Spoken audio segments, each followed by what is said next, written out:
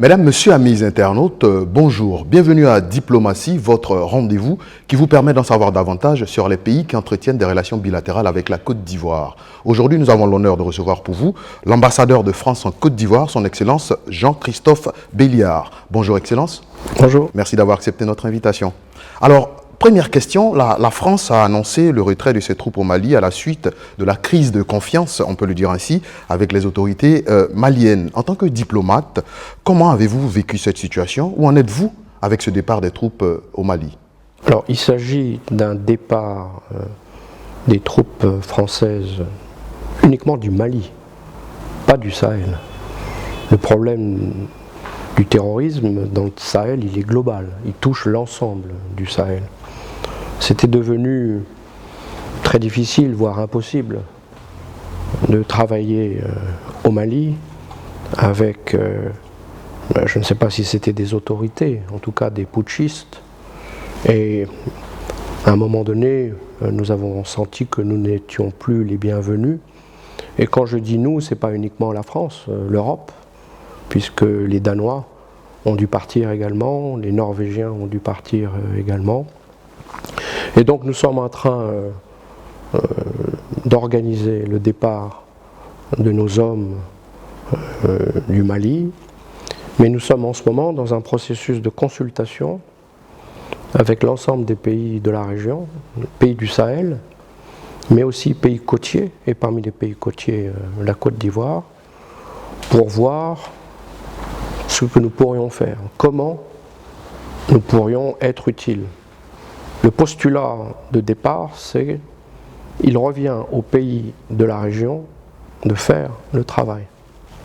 Et nous sommes prêts à soutenir ces efforts par de la formation, de l'équipement, du renseignement. Et quand je dis nous, c'est pas uniquement la France, c'est l'Europe, les pays européens, les États-Unis. Et donc on est dans ce moment où on est en train de discuter. Le chef d'état-major français était à Abidjan il y a quelques semaines. Il a rencontré les autorités ivoiriennes pour justement faire le point sur qu'est-ce qu'on va faire maintenant ensemble. Mais c'est vous qui allez le faire et nous allons vous soutenir pour le faire. Excellence, certains observateurs affirment que la France a quitté le Mali sans avoir vaincu le terrorisme. Qu'est-ce que vous dites face à ces allégations? Mais il ne revient pas à la France de vaincre le terrorisme. Le terrorisme est un phénomène global. Daesh et Al-Qaïda étaient essentiellement implantés il y a quelques mois, il y a quelques années, en Syrie, en Irak, en Afghanistan. Aujourd'hui, on voit que le terrorisme est en train de se déplacer vers l'Afrique. Et en Afrique, ce n'est pas uniquement le Sahel. C'est le Sahel, c'est la Somalie, c'est la République démocratique du Congo, c'est le Mozambique. Donc phénomène global, réponse globale. Et donc si le monde ne parvient pas à juguler le terrorisme, ça ne sera pas le problème d'un pays, ça sera le problème de nous tous. D'où l'importance de travailler tous ensemble, de se coordonner pour vaincre le terrorisme. Alors, la France accuse régulièrement les soldats russes de Wagner d'être présents au Mali. Et pour la France, quel est le problème donc de la présence de ces soldats, alors que l'armée malienne affirme qu'avec eux, ils progressent donc justement dans le nord du pays? D'abord, ce ne sont pas des soldats, ce sont des mercenaires. C'est une société privée. C'est une société mafieuse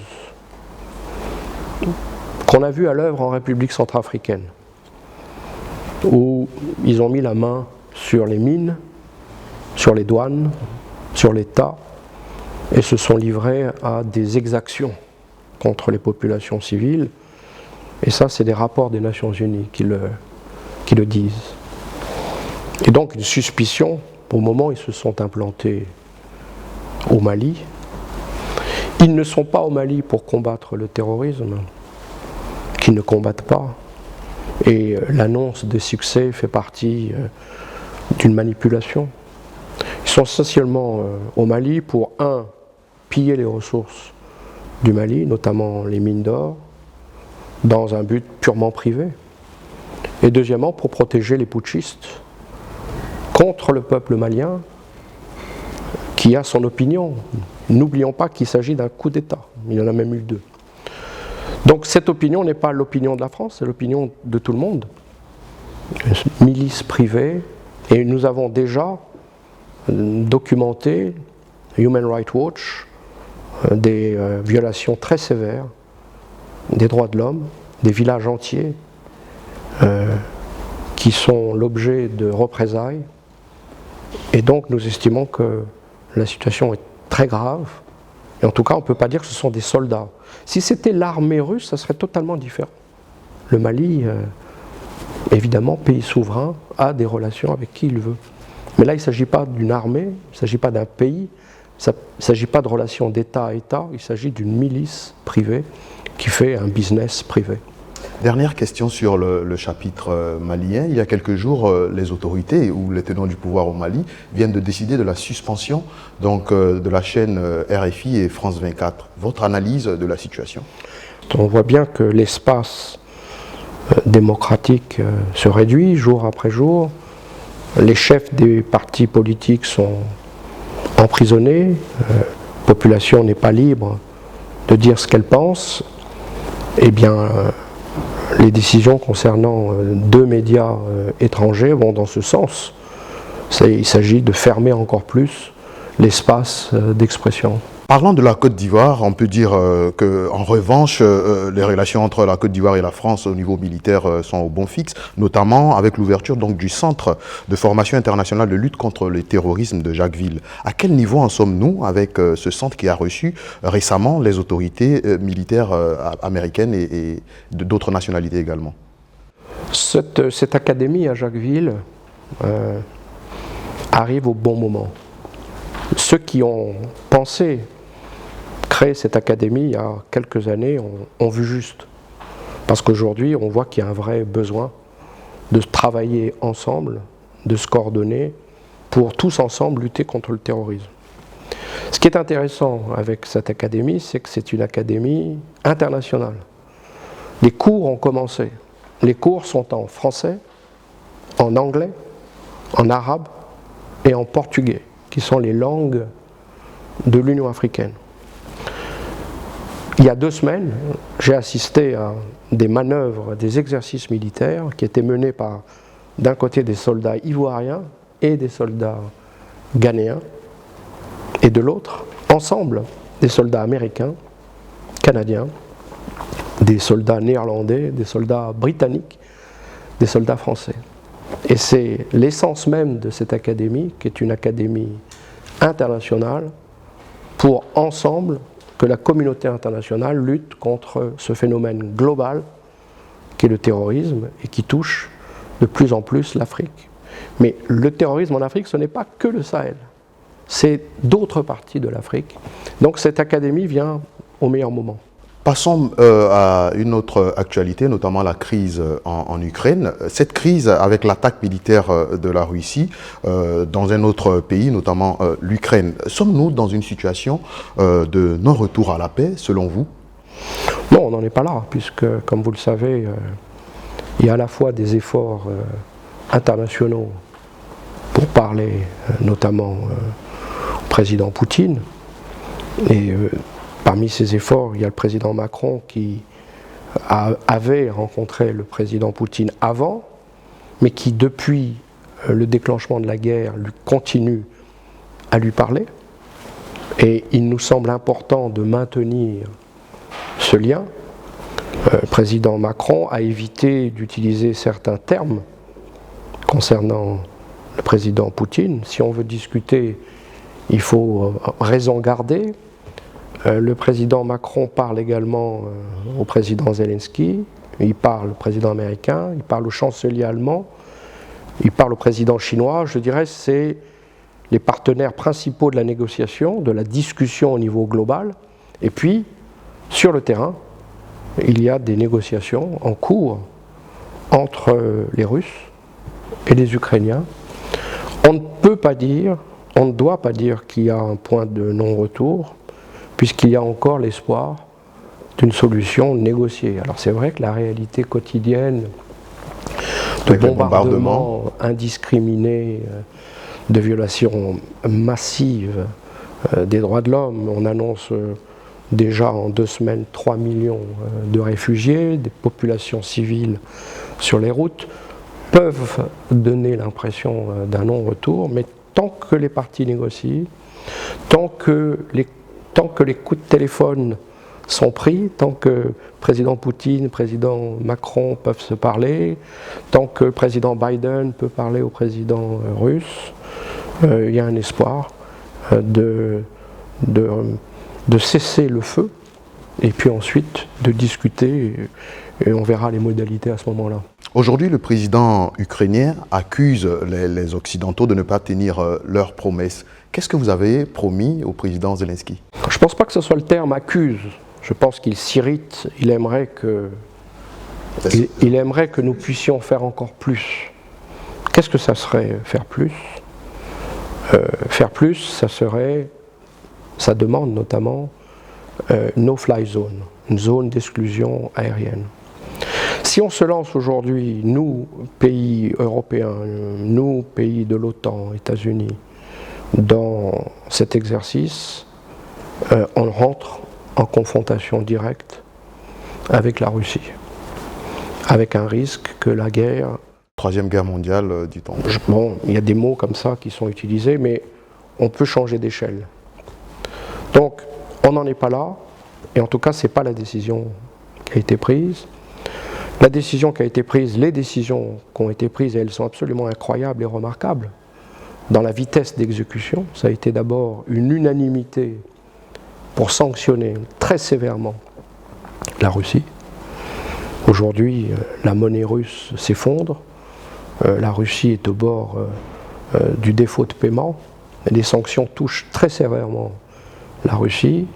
Deuxièmement, fournir des armes défensives. L'Ukraine se défend. L'Ukraine n'attaque pas. L'Ukraine se défend. Et donc de fournir des armes défensives à l'Ukraine, armes anti-chars, anti-hélicoptères, anti-avions. Ça, c'est assez incroyable que l'Union européenne l'ait fait de façon si rapide. Ça n'avait jamais été fait par l'Union européenne. Plus des aides très fortes en termes économiques, sociales, et puis accueillir. Pour l'instant, on en est à 3 millions de réfugiés, donc l'accueil des réfugiés. Donc beaucoup a été fait. Le président Zelensky voudrait que les choses aillent encore plus loin, mais je crois qu'il comprend nos limites, parce que si on passe à la phase qu'il souhaite, on risque un conflit global. Et ce conflit, il faut l'éviter. Excellence, dernière question sur ce sujet. L'ambassadeur de Russie en Côte d'Ivoire était récemment sur un plateau de télé. Il a annoncé que ses pairs qui sont en Côte d'Ivoire, notamment les diplomates, l'évitent justement pour tâter donc l'aspect diplomatique de la question. Qu'est-ce que vous répondez à cette... La question ne s'est pas posée jusqu'à présent, parce que depuis le déclenchement... Est-ce que vous avez essayé de le contacter, de le rencontrer pour évoquer la situation? Non. Vous voyez, nous, on est en Côte d'Ivoire. Notre travail, c'est la Côte d'Ivoire. Moi, je ne suis pas ambassadeur en Ukraine. Donc, le dossier ukrainien, il est géré par les collègues en Europe, pas ici. Mais jusqu'à présent, l'occasion ne s'est pas posée de le rencontrer. S'il y avait, par exemple, une cérémonie organisée, soit par les autorités ivoiriennes, soit par une autre ambassade, et nous y serions allés. S'il avait été là, je ne sais pas ce qu'on aurait fait, mais la question ne s'est pas posée. Par ailleurs, l'ambassadeur de Russie est dans notre groupe un ambassadeur apprécié. C'est quelqu'un qu'on connaît. Il peut y avoir une différence entre la façon dont les choses se passent au niveau global et la façon dont les choses se passent au niveau local. Puisque vous êtes ambassadeur de la France en Côte d'Ivoire, revenons en Côte d'Ivoire pour parler cette fois d'économie. On ne le dira jamais assez, la France est le premier partenaire économique de la Côte d'Ivoire aujourd'hui. Quels sont les principaux projets en cours de la France justement en Côte d'Ivoire? Bon, il y a deux choses. Il y a les projets purement économiques, et puis vous avez les projets de développement. Pour tout ce qui est économie, c'est les grands chantiers. Le principal en volume, c'est le chantier du métro, d'un métro qui va aller depuis l'aéroport jusqu'à Adjamé et qui va permettre de transporter 500 000 passagers à grande vitesse par jour. Il y a le projet d'agrandissement, d'embellissement et de rénovation de l'aéroport. Et puis il y a toute une série de projets. La moitié de la route côtière sera faite par des entreprises françaises, des routes ici, des routes là, des ponts, etc. etc. Ça, c'est le volet économique. Le volet développement, c'est tout ce que fait notamment l'Agence française de développement, qui vient de... alors, il y a plusieurs modalités de travail, mais notamment ce qu'on appelle le C2D. Et on vient de signer le 3e C2D d'un montant important, puisque c'est 1,1 milliard d'euros. Avec ça, on peut faire beaucoup de choses. Donc là, il y a des priorités qui sont les priorités de la Côte d'Ivoire. Le plan national de développement de la Côte d'Ivoire. Les Ivoiriens nous disent on aimerait bien investir là-dedans, construire des écoles, construire des hôpitaux. Eh bien, on le fait. On accompagne la Côte d'Ivoire dans cet effort. Donc il y a beaucoup de dimensions. Il y a ce qu'on fait dans le domaine de la sécurité, ce qu'on fait dans le domaine culturel, les lycées, les écoles, l'Institut français, la recherche, l'Institut national Félix Houphouët-Boigny. Voilà, il y a, dans l'ensemble des secteurs, c'est vrai que la Côte d'Ivoire, depuis toujours, est un partenaire majeur de la France en Afrique. Et aujourd'hui, autant qu'hier, voire plus qu'hier. Alors, au cours de cette année, justement, la France a annoncé un financement de 380 millions de francs CFA, financement destiné aux femmes. Pourquoi ce choix et est-ce que vous avez prévu également des actions pour la jeunesse ivoirienne? Alors, sur la jeunesse, c'est une priorité majeure de ce qu'on fait dans le cadre notamment de l'AFD. À la fois le soutien au travail absolument remarquable du gouvernement ivoirien, ce qu'on appelle le service civique, redonner une chance à des jeunes qui ont quitté l'école trop tôt et on leur donne une compétence et donc ensuite un emploi. Il y a tout le travail qu'on fait dans le secteur majeur de l'éducation, de la formation universitaire, formation professionnelle, soutien à l'ensemble de la structure de l'Institut national Félix Houphouët-Boigny à Yamoussoukro, école d'agronomie, école aéronautique, dans tous les domaines, école d'ingénieurs. On construit des partenariats entre les écoles, les grandes écoles en France et les écoles ivoiriennes, l'école médecine et l'école de médecine, l'école polytechnique et l'école ici, l'école HEC et les écoles commerciales. Donc ça, c'est tout le volet formation qui débouche sur ce qu'on appelle l'employabilité. Ensuite, deuxième volet, c'est tout le travail qui est fait par Proparco et BPI France de fournir des moyens financiers pour que de jeunes Ivoiriens et Ivoiriennes puissent lancer leurs entreprises. C'est des prises de participation, c'est des entrées dans le capital ou c'est des sommes d'argent qui permettent de commencer avec des taux d'intérêt faibles. BPI France, l'idée c'est vous prêtez sur 4 ans à 4%. C'est mieux que d'emprunter à 15%. Ça donne plus de chances de réussir.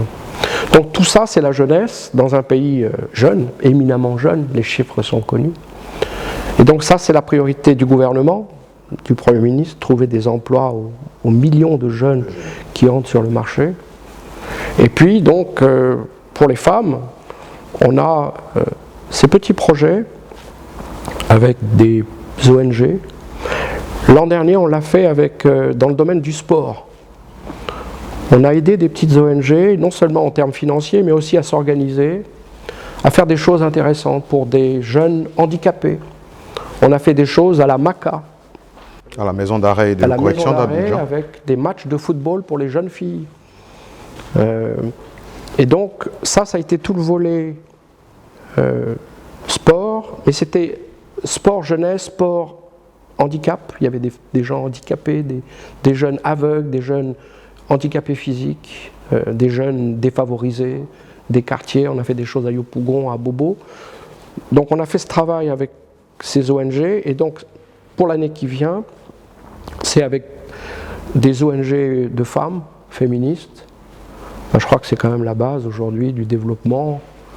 On a parfois l'impression que les choses avancent mieux avec les femmes, parce que par définition, les femmes qui donnent la vie veulent préserver la vie, et donc elles ont envie que les choses se fassent. Elles ont envie que leurs enfants réussissent, elles ont envie que le monde soit meilleur. On le voit aujourd'hui, vous avez vu les femmes en Ukraine qui sont en train de fuir avec leurs enfants sous les bombardements indiscriminés des Russes. Donc voilà, les femmes c'est important. Et puis en Afrique, la femme c'est très important. En Côte d'Ivoire, la femme c'est très important. Et donc il nous a semblé que c'était... Alors c'est des projets modestes, mais ça permettra d'en faire plus. Et puis on n'a pas forcément besoin de beaucoup, mais on a besoin de commencer. C'est des sommes d'argent, mais c'est aussi des conseils pour mieux se structurer, pour aussi savoir comment, à quelle porte frapper, pour aller à la porte des Nations Unies, du PNUD, pour aussi obtenir des financements pour pouvoir continuer pour la suite. Et puis une fois qu'on a un financement, c'est plus facile d'en obtenir un autre avec un autre donateur, avec l'Union européenne, avec l'Allemagne, avec les Nations Unies. Alors, cette jeunesse ivoirienne pour matérialiser donc les bonnes relations entre la Côte d'Ivoire et la France a créé une citation qui dit ceci: quand il pleut à Paris, Abidjan est mouillé. Est-ce que vous l'avez déjà entendu depuis que vous êtes là? Oui, j'entends ça et je vois bien la relation très intime entre les deux pays. C'est la réalité, hein, c'est notre histoire. Mais la Côte d'Ivoire est d'abord un grand pays africain qui s'insère dans sa région, qui développe ses relations avec l'ensemble du continent. Et moi, c'est quelque chose que je dis souvent ici. Il suffit de regarder une carte et de voir que la proximité de l'Afrique, c'est l'Europe. Ce n'est pas d'autres continents. Et qu'il y a des opportunités en Afrique. Il y a une jeunesse en Afrique. La jeunesse, c'est la créativité. Si l'Afrique réussit, ce sera une bonne nouvelle pour l'Europe. Si l'Afrique échoue, ce ne sera pas une bonne nouvelle pour l'Europe. Et s'il y a un continent qui a intérêt à ce que les choses se passent bien en Afrique, c'est l'Europe.